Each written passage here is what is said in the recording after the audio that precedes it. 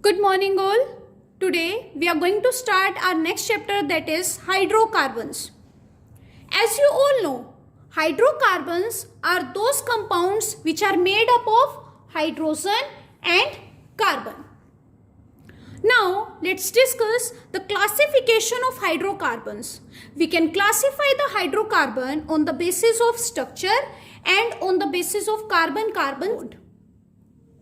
First of all, let's do the classification of hydrocarbon on the basis of structure. On the basis of structure, hydrocarbon is classified into two categories. First is open chain hydrocarbon, second is closed chain hydrocarbon. Open chain hydrocarbon are also known as aliphatic hydrocarbon. For example, ethane, propane, butene. Next is closed chain hydrocarbon. Closed chain hydrocarbon are again classified into two categories. First is alicyclic and second is aromatic. Now what are alicyclic? Alicyclic means like cyclopentane, cyclohexane, cyclobutane, cyclopropane. This type of hydrocarbon comes in the category of alicyclic, whereas aromatic like benzene and naphthalene, they will going to come in the category of aromatic. Now let's discuss the classification of hydrocarbon based on carbon-carbon bond. On the basis of carbon-carbon bond, the hydrocarbon is classified into two categories. First is saturated hydrocarbon, second is unsaturated hydrocarbon. What are saturated hydrocarbons? Saturated hydrocarbons are those in which carbon-carbon single bond is present, and they are known as alkanes. Unsaturated hydrocarbons are classified into two categories. First is double bond and second is triple bond. If carbon-carbon is having a double bond, then they are known as alkenes. If carbon-carbon triple bond is present, then they are known as alkynes. In this chapter, we will going to study about each and every hydrocarbon, that is alkane, alkyne and alkene. So first, let us start with alkanes. Now what are alkanes? Alkanes are the saturated aliphatic hydrocarbons in which carbon-carbon single bond is present. Alkanes are the saturated hydrocarbons, means they will going to contain carbon-carbon single bond. The general formula of alkanes are CnH2n plus 2, whereas cycloalkanes have general formula CnH2n. All the carbon atom in alkanes are sp3 hybridized. Why? Because of the presence of single bond. Now let's discuss the physical properties of alkanes. First physical property is boiling point. As you know, boiling point is directly proportional to molecular mass. With the increase in molecular mass, the boiling point will also increase. But boiling point is inversely proportional to branching. As the branching will increase, boiling point will decrease due to decrease in surface area. For example, if we have N-butane, that is CH3, CH2, CH2, CH3. Or we have CH3, CH, CH3, CH3. Now out of these two, N-butane will going to have the higher boiling point. Why? Due to more surface area. Second is melting point. Melting point is also directly proportional to molecular mass. But it has been seen that alkanes with even number of carbon atom have more melting point than odd number of carbon atom, and this property is known as alternation effect.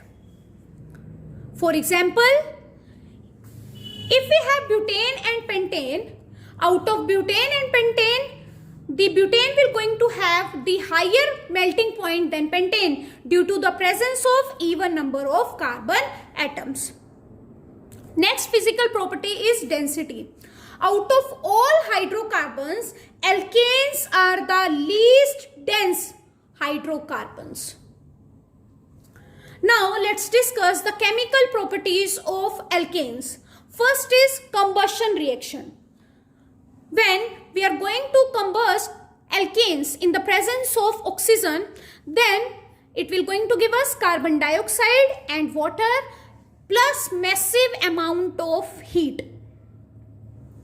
Second is halogenation of alkanes. When alkane react with halogen in the presence of sunlight, it will going to give us CH3Cl, that is alkyl halide plus HCl. Again it can react with Cl2, it will going to give us CH2Cl2 plus it will going to release HCl. Again it can react with Cl2 in the presence of sunlight, it will going to give us CHCl3.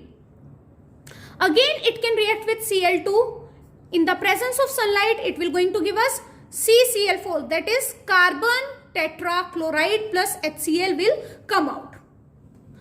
If chlorine is present in excess, then all the hydrogen will be replaced. Next reaction is isomerization of alkanes. In the isomerization of alkane, the less branch alkane will convert into a branch chain alkane. For example, we have butane and we are doing the reaction in the presence of anhydrous AlCl3 plus concentrated HCl and we are heating it. Then we will going to get 2-methyl propane. Means we have converted less branch alkane into the branch chain alkane. Now let's discuss the next topic, that is conformation of ethane. Now what is conformation?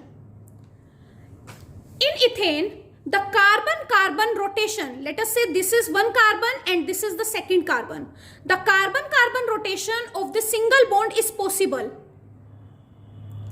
If we will fix one of the carbon, then the rotation of the second carbon can be possible.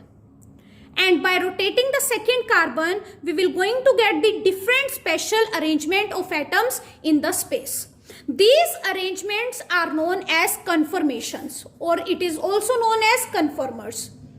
It is of two types. First is staggered and second is eclipsed. Now what is staggered? Staggered means that hydrogen will be apart from each other.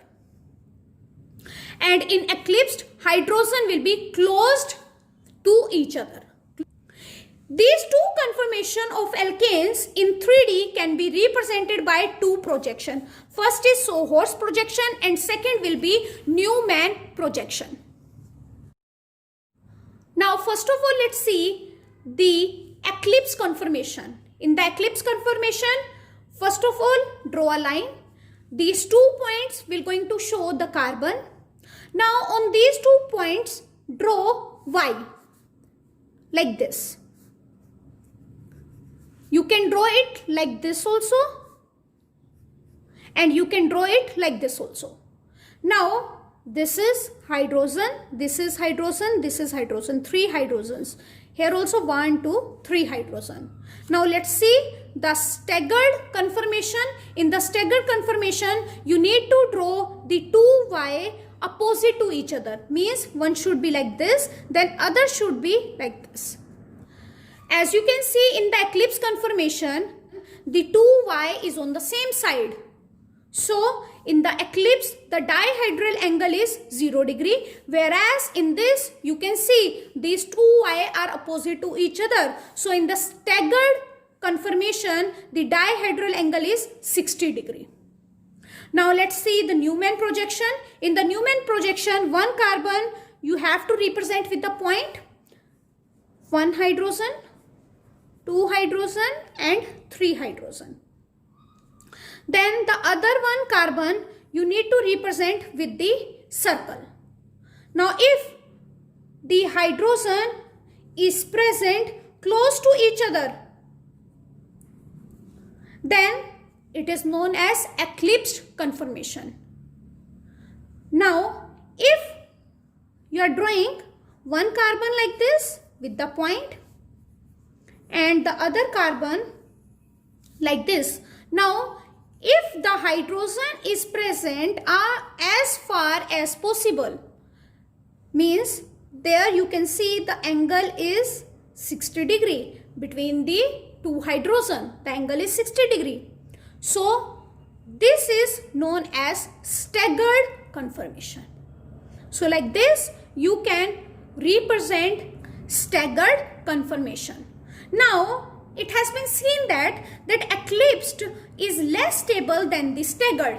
Why? This is due to the repulsion. As you can see in the eclipse, the hydrogen is present as close as possible. So in this the repulsion will be more. So due to this the eclipsed is less stable than the staggered conformation. I hope you have understood today's topic. That's all for today. Have a nice day ahead.